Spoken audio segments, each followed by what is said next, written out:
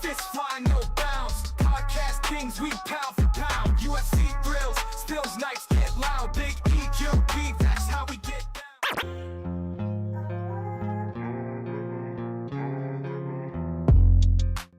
Yo, what's up, everybody? Welcome back to another episode of the GRP.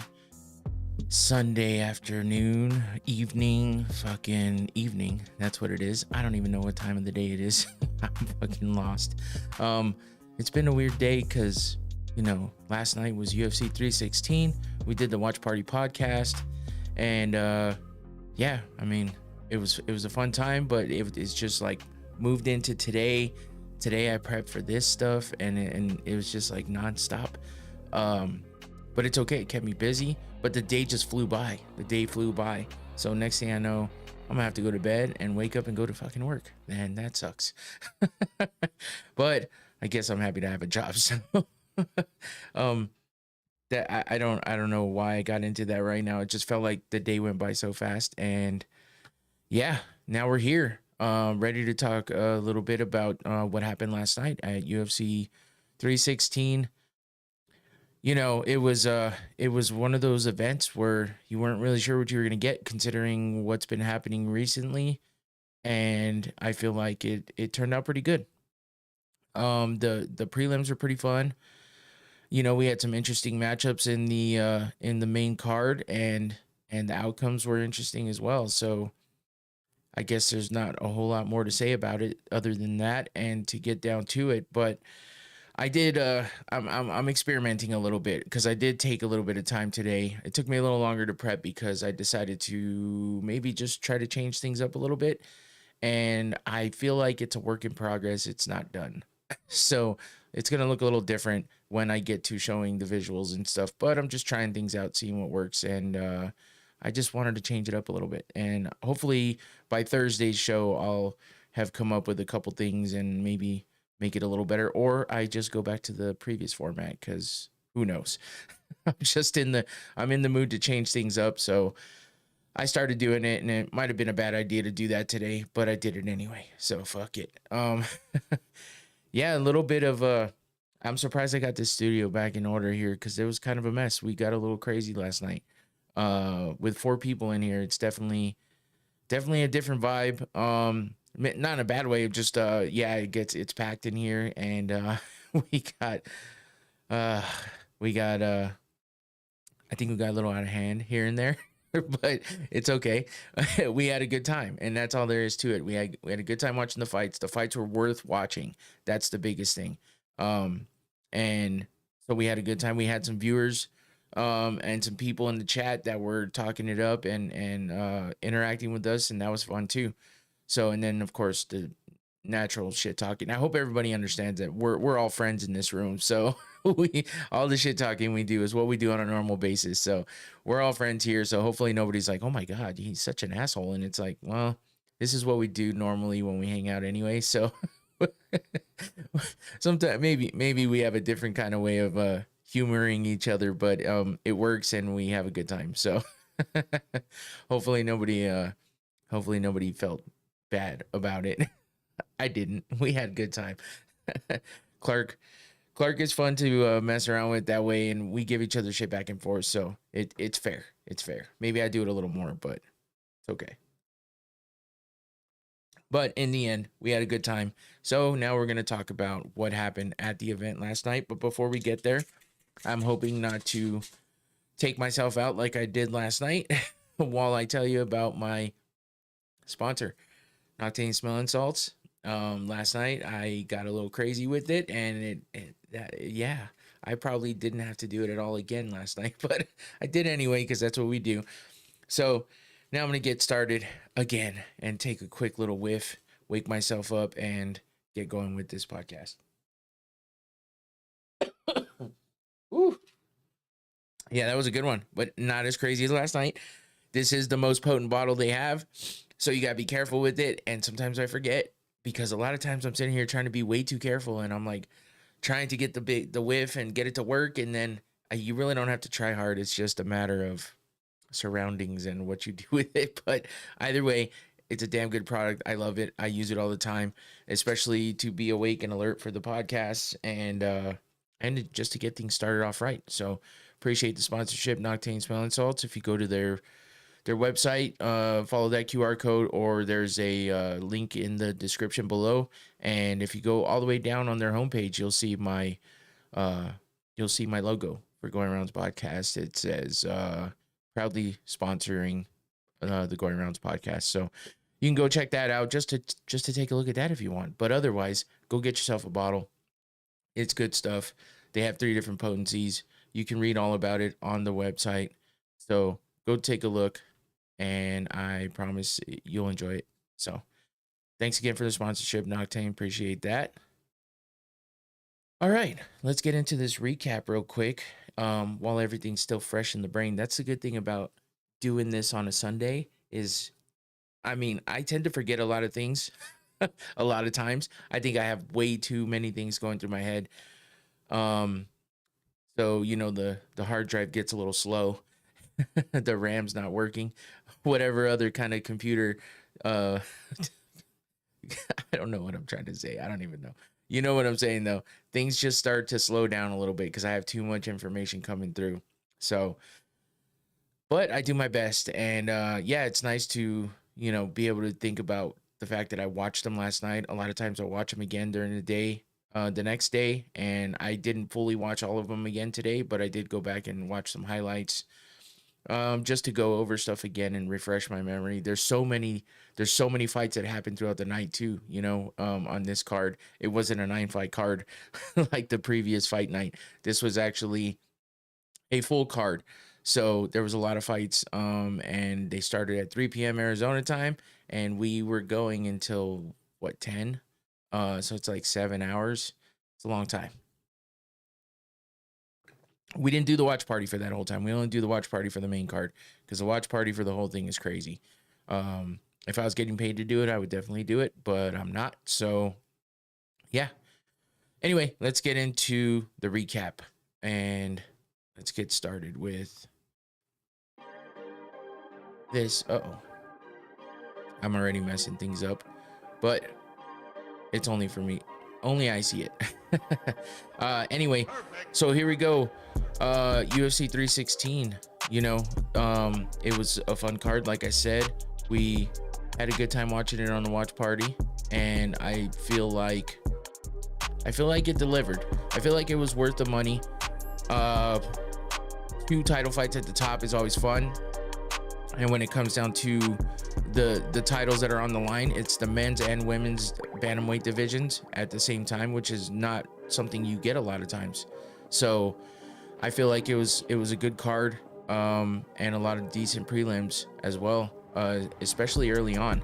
So in the main card, we wound up with a couple finishes out of the 5 main card fights. We had 1, 2, 3, 4, 5. We had 1, 2, 3. We had 3 finishes, and they were all submissions, which is crazy. You don't see that very often. And then we had some other finishes. It was a good mix of everything happening last night. Between, if you look at the prelims were pretty striking heavy if you look at the way the fights were finished. But then you get to the main card and you got a lot of submissions. So again, a little bit of everything, and that makes for an exciting night of fights. You get to see everything, and that's cool. So takeaways from the whole card altogether from the night, I would say for sure we found out, you know, that sometimes when you get beat by someone people didn't think would beat you,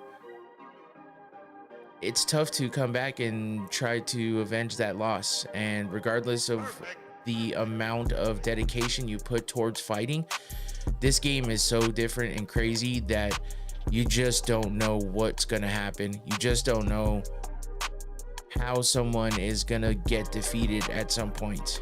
And then you got the guys who look untouchable, and next thing you know, they're getting knocked out and never come back. So Sugar Sean, he met his match with Merab. You know, he was knocking people out left and right on his way up to getting the title.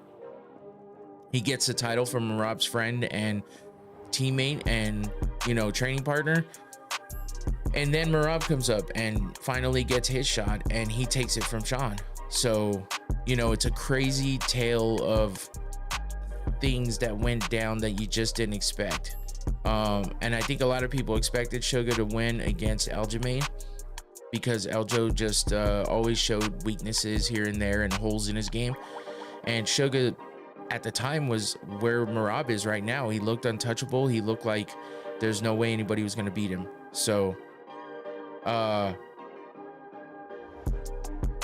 when now it's like you can't down on Sugar too much, because yeah, he dedicated a lot to this fight, but he still has a lot going on in the background, and that's not an excuse, but you know, you just met your match, bro. That's all there is to it. And it's unfortunate. And now you're going to have to go back to the drawing board and figure out how, if ever, you can beat Merab or somebody like him. Because now there's a blueprint out on how to beat you.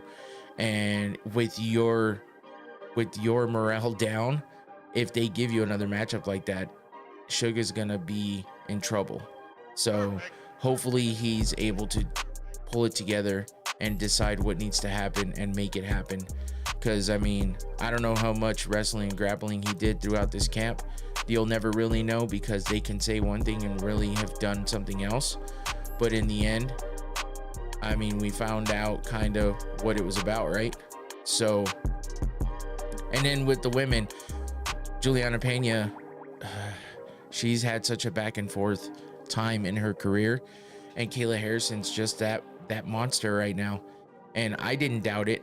I figured Kayla would be able to be the one to take it from Pena. So it just went down in a way that I kind of expected. And I thought for sure if we got a surprising ending, it would be because Pena did something that no one expected. But as far as Kayla Harrison winning, that's what everybody expected, and that's what happened. But she did it in a great way. So, and we'll get to covering both those fights a little deeper, you know, as we move down the line. But we're going to start with the prelims. I just wanted to go over that real quick as a little precursor, but let's take a look at the beginning of the prelims. So we had, where'd I go? Oh, there we go. Markel Medeiros versus Mark Choyinski.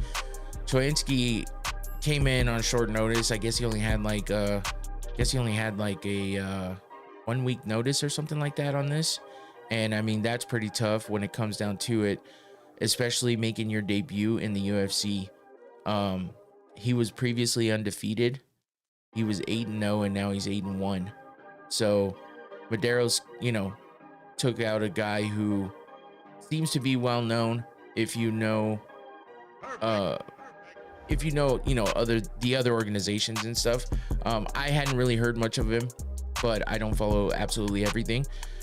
So yeah, but man, it looks like Medeiros is on now in the UFC. He's 3-0, but before that he had 1, 2, 3, 4, 5, 6. So he's like on a 9-fight win streak between the UFC and outside of the UFC.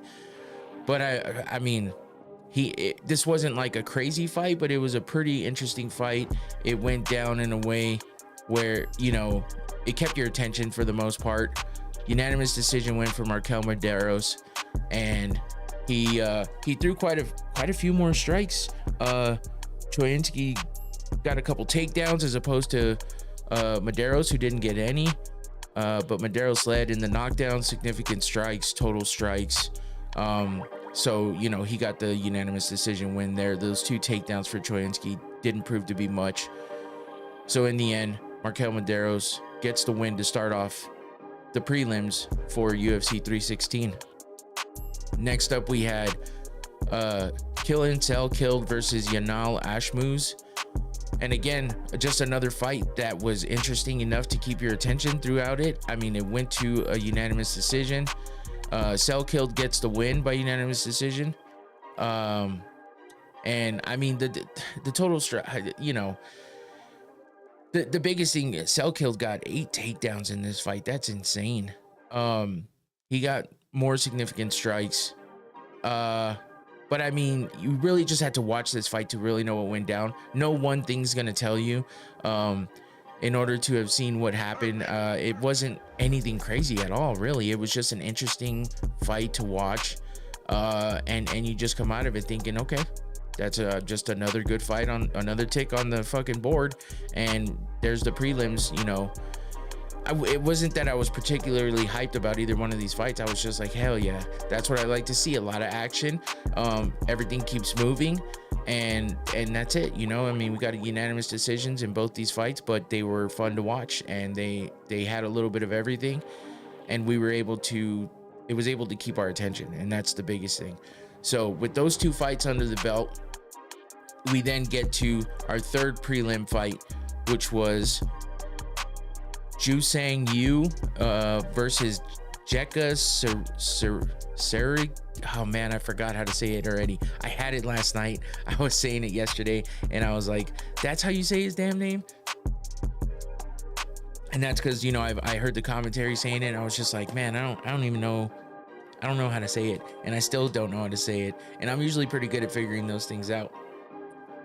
But we got our first finish of the night here, and fucking A was this was exciting as hell, because I'm watching this fight and I was doing something else. I actually walked over to the kitchen, and I don't know exactly what I was doing, but I was doing something else, and I walked over to the kitchen, and then I stood there for just a second as I was watching, and I stood there at the exact right time to watch you fucking knock out Jeka in the craziest way possible, which was, it didn't even look like he hit him, because if you didn't catch it as it was happening and you didn't see the slow-mo, you just, like, if you didn't catch it in the right angle when it happened, I meant to say, which the angle I saw initially was not the right angle. You just saw you kind of throw his arm out there, and his opponent just fell face first, flat on the ground. It was crazy, man. It was just a short little check, left hook, that fucking, holy shit. I came out of nowhere, and this dude is crazy. He looks like a little, he's got a very little kid face, kind of. That's what I kept saying. He just kind of looks like a little kid in the face.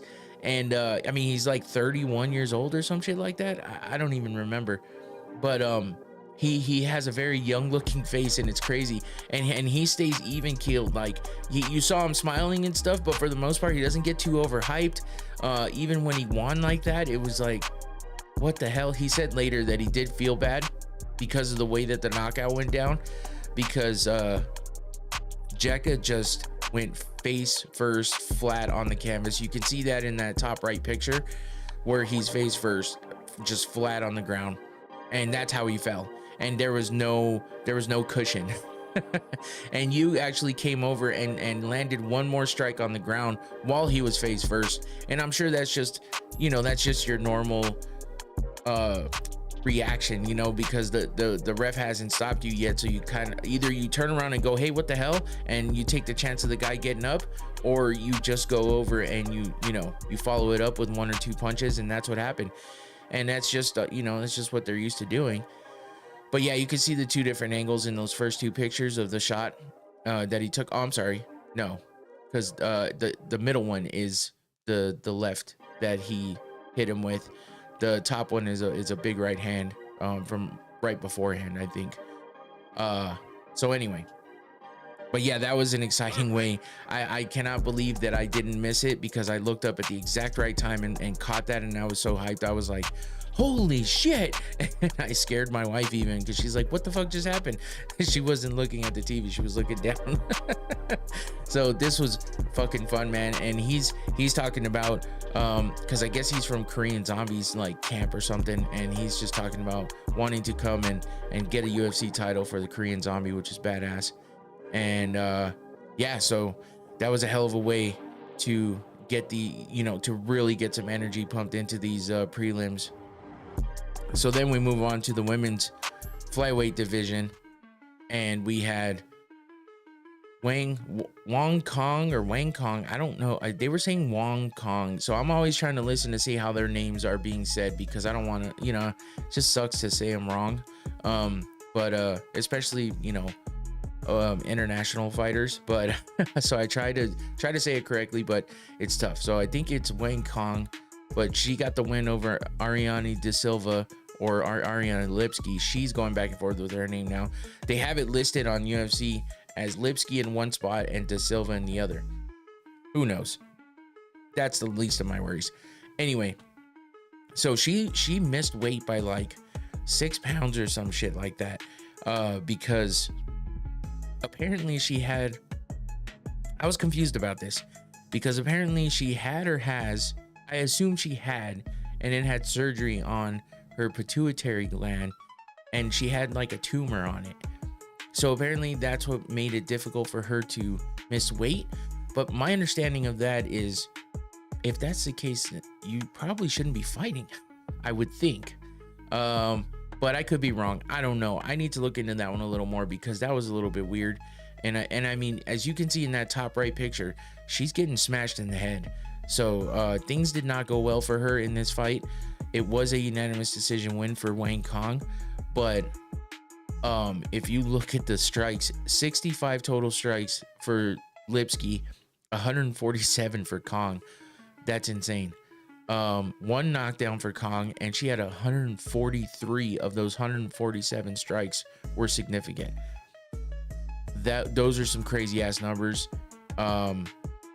The difference between those two, that's a lot. So but Lipski definitely got worked. And yeah, she just had no answer.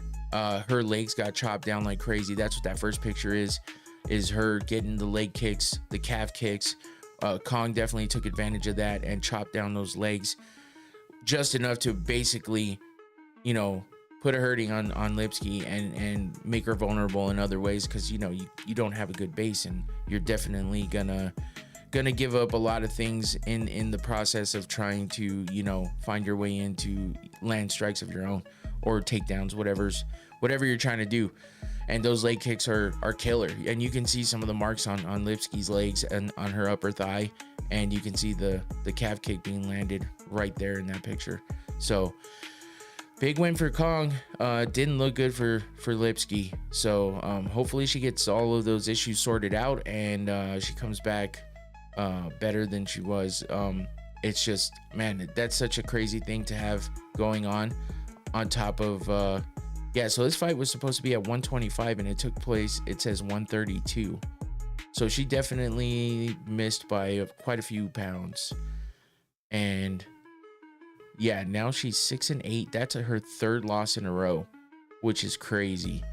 And one of them is by, let's see, 2 are by decision, 1 is by submission. That was Jasmine Jastovicius, who was her last fight before Kong Wang, or Wang Kong, this fight. So she was on a 3-fight win streak, and now she's on a 3-fight losing streak. So hopefully she gets things turned around for her, because if not, it's not looking good with those kinds of problems, and then missing weight, and then losing your 3rd fight in a row. It's never good in the UFC. Those are a lot of things playing against you, and I wouldn't be surprised to see that the UFC lets her go. But you never know. So let's move on to this one. This one was weird for me. Okay, so we had Andreas Gustafsson, who was supposed to fight in the last fight night, but had all kinds of issues with his opponents. So opponents dropping out left and right for him. So he winds up on this card, which is dope for him, because he winds up on a pay-per-view card on the prelims. But he has a pretty tough opponent in Chaos Williams. Trevin Giles was an okay opponent, but Chaos is different. So this was crazy that he winds up here. And man, so here's the thing. In the beginning of the fight, this looks like a crazy fight, right? When you're looking at these pictures, I mean, you're seeing that they both have blood all over the place. Chaos is getting beat down here, but the beginning of the fight was weird for me. I feel like Gustafsson was very twitchy. So I've heard, you know, quite a few different places about how impressed everybody was with his performance, which is true. It was an impressive performance. I feel like the last round and a half is really where he turned it up and wound up starting to get things going. So the last half of the fight, but his twitchy motions and he was just real. All I can say is I just keep thinking twitchy. Like, it was weird because he was definitely moving forward.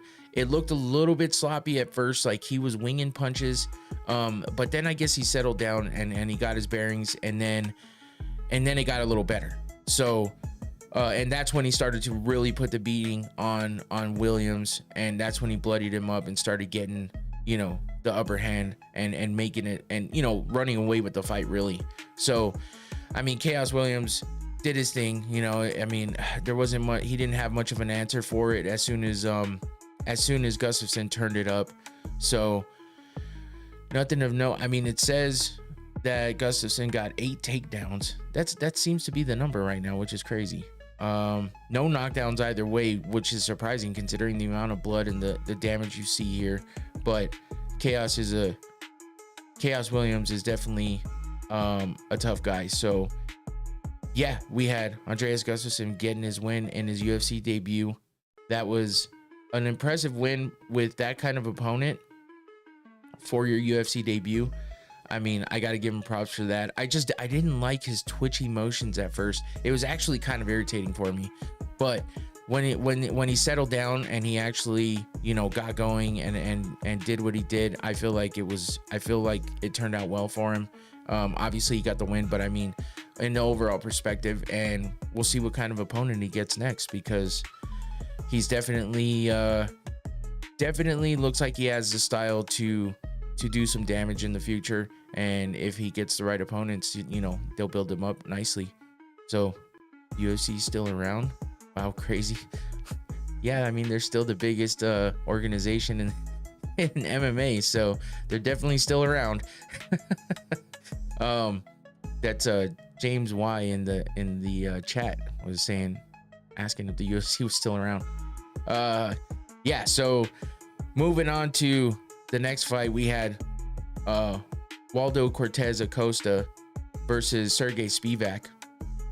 The big boys in the heavyweight division were throwing down in this one. I mean, it was a unanimous decision win here for Waldo Cortez Acosta, but you know, this one was a little back and forth.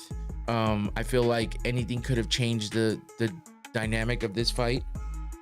And okay. But yeah, Waldo came out on top. There was nothing. I was expecting a little more out of this fight, but you know, with the heavyweights, with the heavy hands, and you know, they're just, I was expecting a little bit more, honestly. But I was in and out of watching this fight just because it started off a little bit slow. In the end, though, Waldo Cortez Acosta gets the win, and you can see the big strikes that he landed on Sergey Spivak here. My dogs are barking, and I don't know why. I'm just trying to figure out if they're gonna keep barking. Hopefully not. Anyway, here we go. Back to it. Yeah, so Waldo Cortez Acosta gets a win there. Sorry, I got distracted there for a second. Moving on, though, we had Azamat Mirzakhanov versus Brenton Ribeiro. This man, Mirzakhanov, came out and he put the beat down on Ribeiro. I don't know. Brenton, he looked lost. He looked like I don't know. There was just, it was a first round finish, 3 minutes and 25 seconds in. So a pretty quick win here for Mirzakhanov. It's a good fight at the top of the leading in, you know, to the end of the prelims here. And you know, we get a finish, and Mirzakhanov just came at Ribeiro and did his thing. He's being a menace. Oh, she's talking about my dogs. So yeah, he gets the one knockdown and he finishes the fight on the ground. But Ribeiro just, man, it was a tough one to watch him.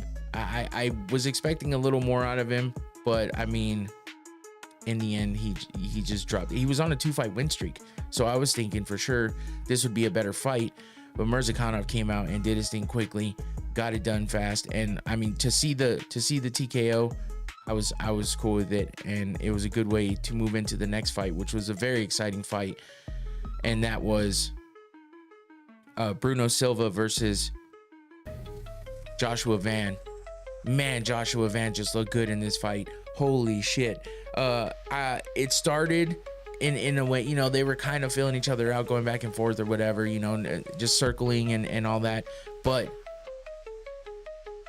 Joshua Van just turned it up, man. He turned it up, and when he did, he looked so damn good. He was flowing. He was throwing great combinations.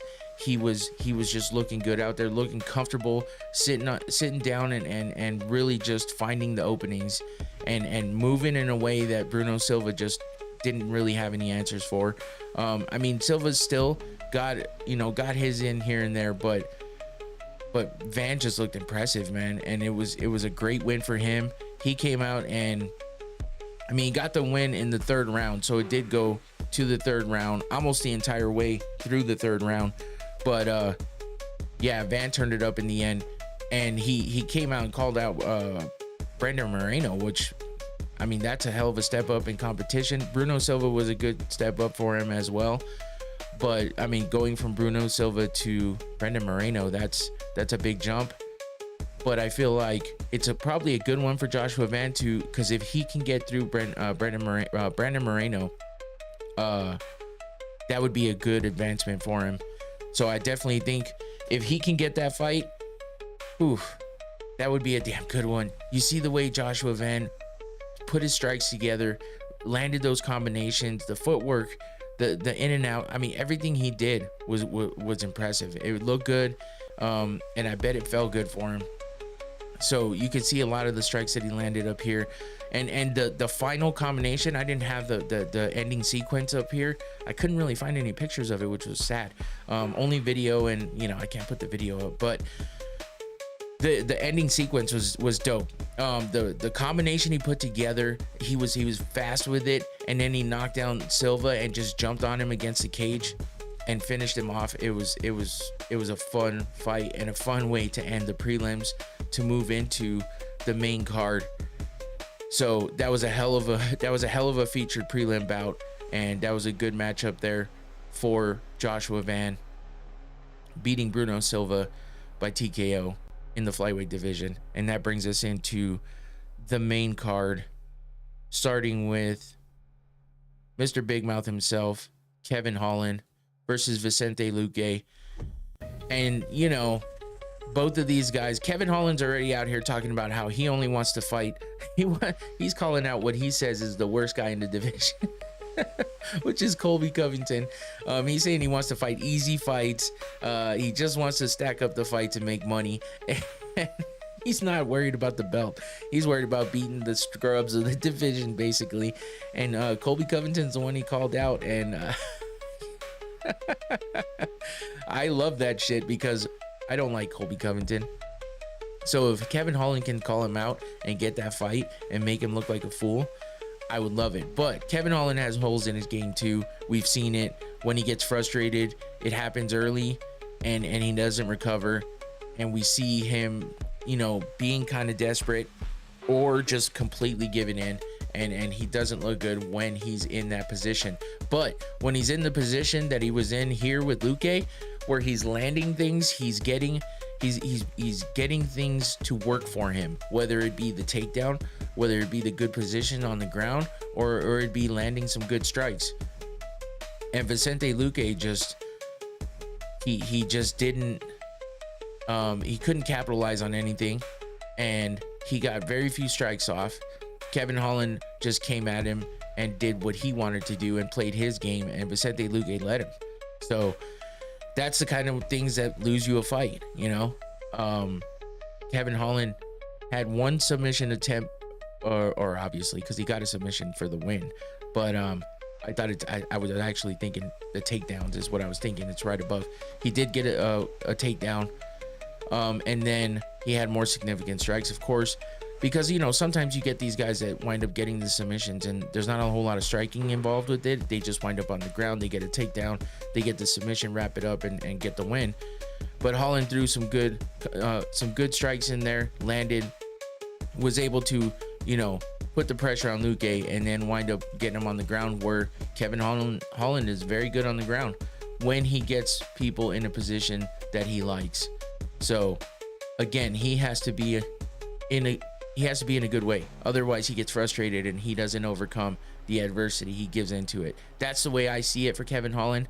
So when I see him do well and I see him fight like this, I'm excited, because he talks a lot of shit too. He talks a lot while he's in the cage, and sometimes I could understand that being annoying, but he definitely backs it up, or when he backs it up, it's fun. So I guess you can't have it both ways, but in the end, he gets an anaconda choke for the win. And I believe he was coming off a win over Gunnar Nelson by unanimous decision, where he got a performance of the night bonus, and he also got a performance of the night bonus for this fight as well. Before that, he was on a 2-fight losing streak where, you know, he got submitted, and then he was a TKO because of an injury for him, which, by the way, against Dolidze is exactly what I'm talking about, where he got frustrated.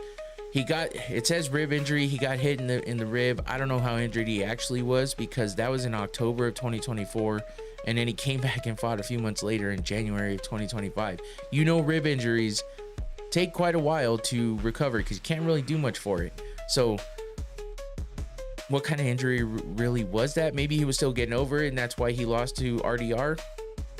But again, he's out here calling out the worst guys in the division and the easy fights. Maybe he's trolling, I don't know, because it is Kevin Holland. He's called Big Mouth for a reason. His nickname's actually Trailblazer, but you know, Dana White called him Big Mouth, and that stuck a bit with everybody. So yeah, this was just a great win for him. Two guys that have a lot of experience and a lot of fights in the UFC and overall in their careers. And Kevin Holland just came out on top. It was his fight, and he got the win in the second round, a minute in. So 28-13 now for Kevin Holland, 23-11 for Vicente Luque. Crazy amount of fights, man.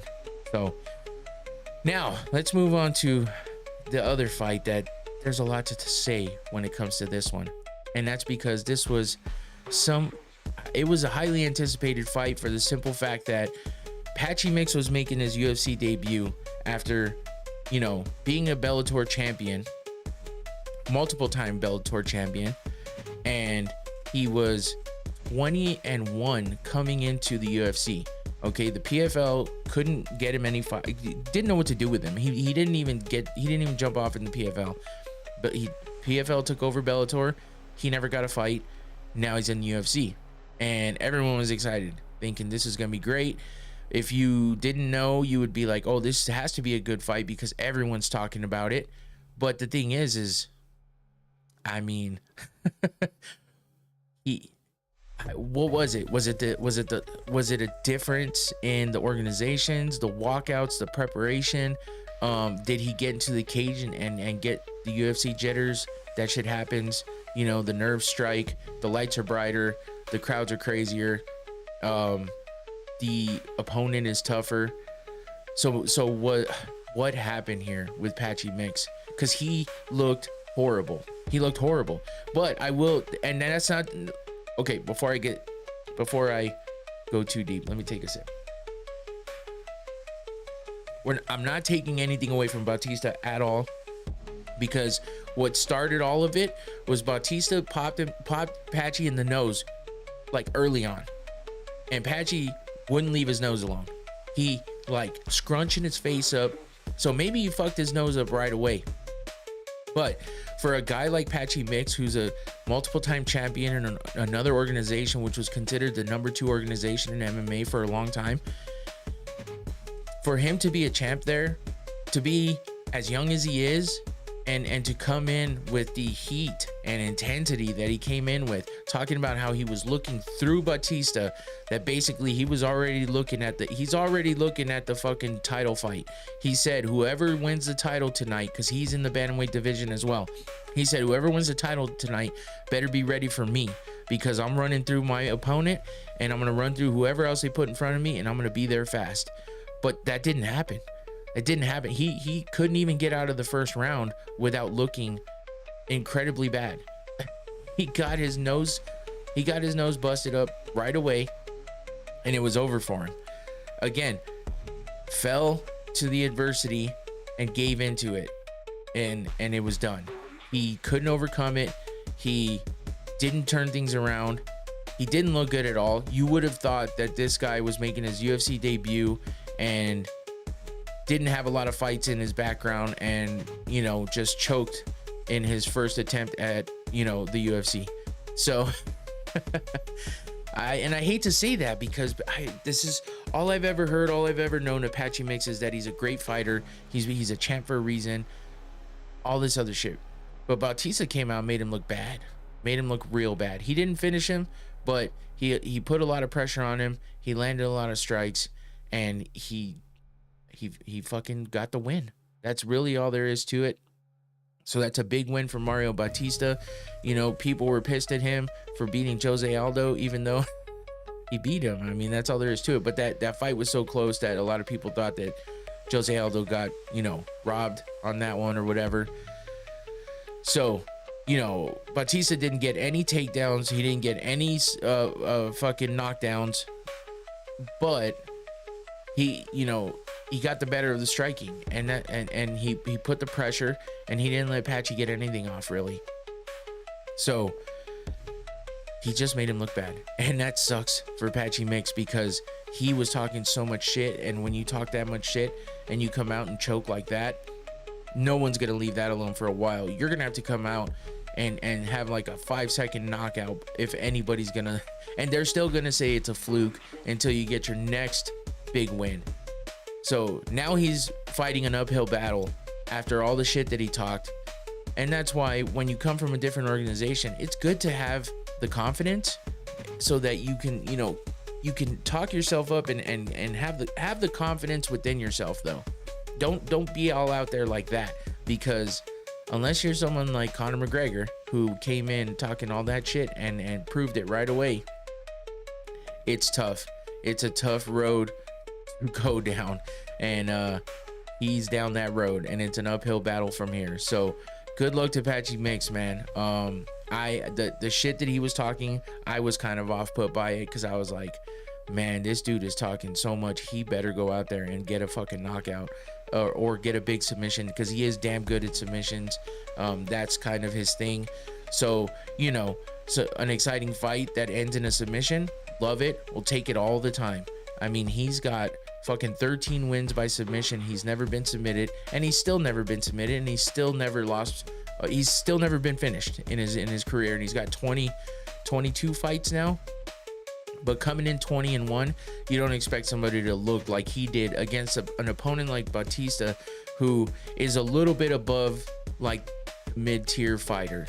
I would say more than a little bit. He's about 3/4 of the way to becoming a really good fighter, as far as putting him up against the rest of the upper echelon of the fights of the fighters in the organization, in that division. So now he propelled himself a little higher, because you look at the fact that he beat a 2-time champion in another organization who came in and for his first fight did this. Maybe this was the fluke. That's what Patchy's thinking. So hopefully for him, that's the case, and he shows something better in his next fight. We'll see how long it takes him to get back in there. And who knows what we'll hear coming up this week as far as possible issues that he had going into the fight or something like that, because that seems to be what always winds up happening. We hear about injuries and problems that led up to the fight. We'll see. As for now, uphill battle. Better start fucking working on that cardio, because it's gonna take a lot to get yourself back in the good graces of the fans at the UFC. That's for damn sure. So moving on to Joe Pyfer versus Kelvin Gastelum. And this was the fight that was supposed to take place in Mexico until Joe Pyfer got sick and had stomach issues, food poisoning, some sort, who knows, but he couldn't fight. And then he talked mad shit about Mexico, if you remember. But that's not a big deal. In the end, you know, I felt like Joe Pyfer looked off a little bit. I was waiting to see him really pull something out and try, really try to knock out Kelvin Gastelum because of his kind of reputation of being very hard to finish. And you know, he proved that a little more even here, because he took some shots from Joe Pyfer that a lot of other guys would have gone down on. And Kelvin stumbled a little, but he didn't get knocked down. So let's see. Yeah, he's never been finished on the feet. He's got 5 wins by KO TKO and no losses there. So he's been submitted 3 times, but that's a whole different story because his cardio is not great and it's been really bad in the past. So the thing is, though, he's so fucking tough and durable that he can withstand the punishment on the feet, and no one's been able to stop him on the feet. And somebody like Joe Pyfer, with the heavy hands that he has and the abilities that we've seen him have in the past, I would have thought that might have been something that would happen here in this fight. And he beat him still by unanimous decision, but it wasn't the most impressive win ever. And he didn't do what I expected him to do, and I felt like he looked off a little bit. Not so much that everyone's gonna think the same, I don't think, maybe, but I mean, he did score a takedown on Kelvin.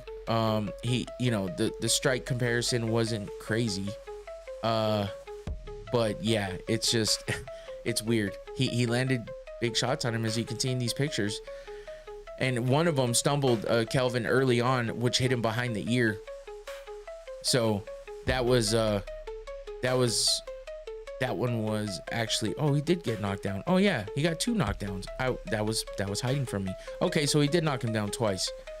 That's good. So maybe the one I'm thinking of was a knockdown. I think I'm mixing him up with another fight, but he got the 2 knockdowns, still didn't finish him, but he got the win regardless. So good for Joe Pyfer there. Hopefully that means he's back on the up, because he had that one loss where everyone called fraud check on him, and to Jack Hermanson.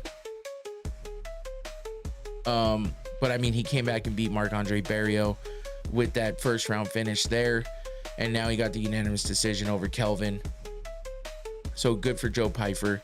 Kelvin, who knows what happens with him. This was Kelvin's, he was coming off a win over D-Rod, and you know, now he's back in the losing bracket. He lost last to Sean Brady. So yeah, just back to winning and losing. That's what Kelvin Gastelum does. Win, loss. And you know, he needs to string together a couple wins, because otherwise, yeah, he's just gonna keep on this path and become kind of like Kevin Holland, where he's just kind of getting fights to get fights, and that's it. But we'll see what happens next for both these guys. Now let's move into the first title fight of the night with the women's bantamweight division. And we got Kayla Harrison versus Juliana Pena. Juliana Pena coming in as the champ, and Kayla Harrison coming in only 2 fights in the UFC.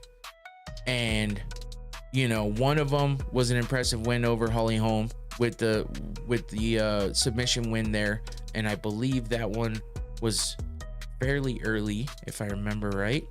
Holly Holm, round 2, yeah, early in round 2, she got the rear naked choke win over Holly Holm, took her down, hit some ground and pound, and got the submission there. And then she had the hard fought win over Ketlin Vieira, which a lot of people started wondering, how good is Kayla Harrison really in this division, because she fought in the 155 division in PFL, and then she comes and now she's cutting all the way down to 135, which she said in the past she would have to cut an arm off in order to, or cut a leg off in order to make that weight. And now she's here, and on her 3rd fight in the UFC is now the women's bantamweight champion, which means she's gonna have to continue cutting this weight, which she would have to anyway, because they don't have a weight class above You know, the 145 division went away a while ago with Amanda Nunes still holding the belt, and they just haven't done anything there. And I don't think they will. It just doesn't. I mean, the women's bantamweight division itself needs a little bit of help. So, you know, Kayla though she brings about something now with this win that interests a lot of people. And with that, you know, Juliana Pena has also had a history with Amanda Nunes. Now, Amanda Nunes has been retired, but we always were thinking she might make her way back, especially when Kayla got into the UFC. We already saw social media posts from Amanda Nunes, you know, kind of making it look like she's ready to come back. So now she is back because she made the announcement that she is officially back to the UFC. With Kayla getting this win, that was the final straw. That's all she needed, because her and Kayla used to be teammates at American Top Team. And then when Amanda Nunes first lost the title to Juliana Pena, she left American Top Team. So, you know, of course, there's, you know, bad feelings there with Kayla and stuff. And with Kayla coming into the UFC, there was always going to be that possibility of them fighting. And with them not being in the same team anymore, it was more likely to happen. But then Nunes went ahead and retired. So now, now with Kayla Harrison getting a title fight in her third fight in the UFC and winning, that is now going to be a thing. That's going to happen now. So, but a couple things that happened here. You can see Kayla landing a big strike in that top left picture, and then of course taking down Pena, because that's what Kayla Harrison does. The takedowns, the pressure, the grappling. She's damn good at all of it. The ground and pound. And we had one crazy thing happen in the I think it was the first round or the second round, where Juliana Pena for some reason went rogue and just started up kicking Kayla and kicking her in the face while Kayla's on her knees. And that's obviously illegal. We can't have that. But I don't know what Pena was doing. I was listening to the boys at Combat Sports Today who did a stream earlier, Phil and Mike was talking about seeing that she kind of raked her eyes too, which I didn't see that, but he must have caught it. And so that's just dirty. She's raking the eyes. She's fucking up kicking while Kayla's on the ground, or considered a downed opponent. Just, I mean, she didn't kick her once. She didn't kick her twice. She kicked her like 3 times, and the ref had to step in and fucking break it up. And Kayla didn't get hurt. She said it, but you know, she got kicked in the nose with one of those kicks, but it didn't affect her much. But man, it was dirty. It was dirty. And fucking shout out to that ref, because he fucking intervened quickly and got Pena up and took a point right away. Didn't hesitate. He said, that's it, point taken. I'm taking a point. I'm taking a point. He said right away. And that's damn good, because a lot of times we see them give like multiple fucking warnings. Ariel Helwani always talks about the fact that the first warning should be the one you get in the back when you're being told what the rules are. So the rule is you can't kick a downed opponent in the head. It's just not something. If the fight was 5 rounds, Kelvin Gastelum might have won. Yeah, I mean, I guess you have an argument there, honestly, because like I said, Joe Pyfer looked like something was up. He looked off a little bit, and I feel like a little more time, yeah, maybe Kelvin could have turned it around. So it's not a bad point there by Zark. Only time could beat Merab. Oh, you're talking like overall time, like him getting older? Maybe. He's gonna lose at some point. That is a thing. He's gonna lose at some point. Everybody does, unless he gets out before he loses and he retires on top. Maybe he fights his way through the entire fucking division, cleans it out, and doesn't want to move up in weight. But Merab's not that type. Merab's gonna fight until he can't fight anymore. Look at everything he does now. Fighting with injuries. His nose is so fucked up, you don't ever know if it happened in a fight or not. And on top of all that, he gets injured almost every fucking fight lead up, and he posts it online and doesn't even give a shit and still fights. He had staph one time. He's had all kinds of issues. So Yeah, Zark, I understand what you're saying there. So everyone loses at some point, but O'Malley isn't touching belt again, but UFC would still give him the title shot if Merab ever loses. That's a true statement as well, because I'm sure the UFC was banking on Suga getting the win over Merab, so they have that star power back up in there. But Suga is not Suga right now. He is Sean O'Malley, and not even the Sean O'Malley that was in the Contender Series at the moment. I feel like he can get back there, but I think he needs to get a little more well-rounded and brush up on that ground game and that grappling in order for him to get back on top. Would Topuria knock out or TKO Oliveira? Yeah, I think if he wins, that's how he's gonna win, because Oliveira's great on the ground, on his back or in the dominant position. So I definitely think Topuria would have to stop him on the feet, and we've seen Oliveira get stopped on the feet quite a bit. So that's definitely a yes. Is Roman Kopylov legit? I think it's still yet to be determined. We got to see him get into some higher level fights, so that one's questionable. But back to this women's title fight here. So then where were we at? Oh, the up kick. So yeah, she got the point taken. Pena got the point taken, and then they resumed the fight. It's a retirement fight for Whitaker if RDR finishes him. I don't know that he'll retire, but maybe people will be calling for it, so that's not a bad point either. I just think Whitaker is a little far away from a title shot unless he gets a big win over RDR and then puts together a few more. But you never know. You can't ever count somebody like Whitaker out. So, but yeah, yeah, so that was in the second round. I believe that was the second round. I'm trying to remember now. Where were we at? Juliana Pena with the up kicks. Okay, yeah. So yeah, it was over in the second round. Okay, so I'm pretty sure that's where that was. I'm trying to fucking remember here.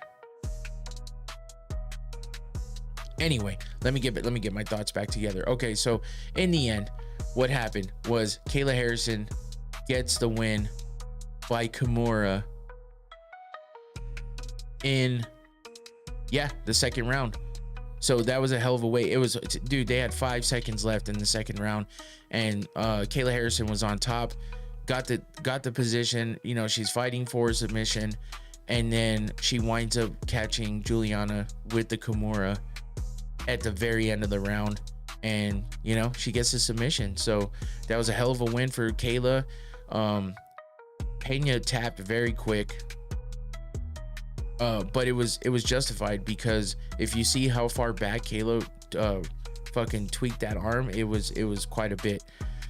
So now we have Kayla versus Amanda happening next. So it seems, you know, there's always something that can happen in between, but Amanda Nunes is officially out of retirement and back to the UFC. Zark says Michael Morales versus Bilal would be nice to see. I think so, but we don't want to push Morales that quick up to that level. I feel like let's let him get a few more big wins. Maybe two more, couple more fights to make his way up to that. But I mean, they do fast track guys sometimes, so you never know. Trump has more appearances than most of these fighters. Another true statement. That's fucking funny. It's funny and true. Kayla Harrison's your new women's bantamweight champion in the UFC. She should be fighting Amanda Nunes next. I heard something about Amanda not being in the testing pool yet, though. But I could see the UFC fast tracking things for her. If it's the same as it used to be, she's supposed to be in the testing pool for at least 6 months before she can fight. We've seen that surpassed in the past, I guess you could say. But I think Dana White said in the post-fight press conference that she's not even in the testing pool right now. But she's gonna be, because now she's officially out of retirement and making her comeback. She wasn't even supposed to get in the cage, but Kayla called her in there They hugged and then they did a face off, and there was no animosity, but they're both game. So this will be interesting, and I think it breathes some life into this division, into the women's divisions in general, to see the GOAT back, Amanda Nunes. And man, this will be a tough one to call. We'll see how Amanda looks when she gets back. If she's been training this whole time and continuing keeping her skills sharp, then I think this is going to be a hell of a fight whenever they get it made. But again, the CST guys earlier were talking about it landing this in as a co-main for November at Madison Square Garden, with having John Jones versus Tom Aspinall for the main event, and these two as the co-main. That would be a fucking hell of a fight. That would be a hell of a card. Holy shit. For Madison Square Garden, that would be the best way to do it. But we still don't even know about Tom and John. So I'll talk more about that on Thursday. There has been some developments. Nothing telling really, but some things have been said back and forth. I didn't want to get too much into anything more than just talking about what happened last night. So I'm going to keep it to that now. But yeah, let's move into this main event and wrap it up here. We had Merab Dvalishvili versus Sean O'Malley. Sugar Sean, regular hair, no color this time. He said he just didn't feel like dealing with it, but he was locked in a way that it sounded like he never had been before. I talked about it before, he gave up all this other stuff. Everything that he did, he basically gave it all up. He's not streaming, he's not gaming, he's not on social media, he's not jerking off, he's not that's how far he went. He was solely locked in and getting ready for this fight, but unfortunately for him, it didn't prove to be enough, because Merab is the machine, and he proved it once again in a different way this time. I feel like he landed more strikes on Sean this time than he did in the last fight, and it was kind of impressive, man. Merab is just, there's already the talks of him being the best bantamweight ever. So of course those talks are always going to come when something like this happens, especially beating somebody like Sugar. But for this to be the second time in a row he's beaten Sean, Sean O'Malley needs to regroup, and we'll see how many fights it takes him to get back up there. But as Zarg said in the chat, O'Malley isn't touching the belt again unless Merab loses, and that seems to be pretty true. We've seen the UFC do stuff like that before, and I could see them doing that again, because Sugar was one of their biggest stars as he was champ, and then he falls off, and this is what we see him come back and do. He gave no excuses of any sort. Last time we talked, he didn't give the excuse, but he talked about the injury and all this other stuff. This time he said it's 100%. When they faced off at the weigh-ins, he said it's going to be a different fight. Merab said yes, it is, and Merab did his thing. He got the takedowns. He picked up Sean and walked with him and dropped him. He landed strikes, and he did the damn thing. And he gets the win in the third round by submission with this north-south choke. And it was just impressive, man. He cranked that neck of Sugar and gave him no opportunity to get out. So Merab just proving more and more why now he's on a 13-fight win streak. This is his third title defense. He beat Sugar. He beat fucking Umar. And then he comes back and beats Sean again. So those are tough opponents, and I feel like a rematch against Umar would be all right. I think that would be a fun one to see again, but then again, we've seen it. We saw what happened. So if Merab just keeps getting better, unless Umar keeps getting better, who knows? What's the point, right? Who knows what's gonna happen next for Merab, and who's gonna come up and be someone to really give him a fight. But it's been a while since we've seen Merab in trouble, in real trouble, I should say. So Merab is now once again and still the bantamweight champion of the UFC for the men's division. Sugar, don't know what's gonna happen with him. I heard people talking about him needing to take a break, walking away for a minute. Demetrius Johnson was saying maybe it's time to, Sugar just had another kid a couple weeks before this fight. So Demetrius was like, hey, maybe it's time to take some time away, spend some time with the kids. But how are you supposed to do that if you have a glaring hole in your game? It's been exposed and now people have the blueprint. People feel like now they know how to beat you. And if they're skilled in that way, if they're good with the grappling, the wrestling, the takedowns and all of that, and that's what seems to be Sean's kryptonite. If you're good with that, what makes you think that they're not going to take advantage of that? And with Sugar being down in a bad way right now, maybe he needs some time off. But I mean, he had a year off, more than a year, or almost a year. No, it was like 9 months, I think, with the recovering from the surgery, from the labrum and all that. But I don't know, maybe he needs more time, and in that time he strengthens those skills that he seems to be a little weak at. I was upset because Sugar didn't come out to his normal walkout music. He I don't know what he came out to, proud to be an American or something like that, which is fucking fine. Believe me, I have nothing against that. Completely would have been cool if it was anybody other than Sean, but Sean coming out to Superstar by Lupe Fiasco is fucking iconic. Maybe he felt like, because he's not the champ anymore, that he couldn't come out with that music anymore. I don't know what the deal was with the change, but it was a very different walkout with a very different Sean walking out. No color in the hair, looking like supposedly completely locked in and ready to go, but he couldn't put it together and he couldn't make it happen. So it's a damn shame, and it sucks to see one of the biggest stars in UFC go down like that. But Merab is a star in his own right, and he's definitely looking untouchable right now. So I'm excited to see who's going to step up and become the next real threat to Merab. But as for now, Merab is the best in the division now. He's the champ, and he's proven it over and over a couple times. So we'll see what his next hurdle will be. So, but that's it. That was UFC 316, and that wraps it up for us here, because that's really all I had. Again, there's some combat sports news stuff that came out that I'll touch on Thursday. So come back on Thursday to hear about all that. Some more Tom Aspinall, John Jones drama, and news and whatever's been being said on the lead up.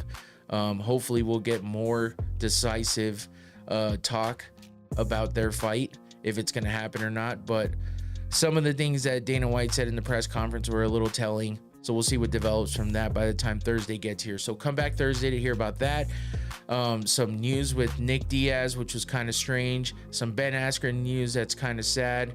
Really sad, actually. We'll see how that moves along by Thursday.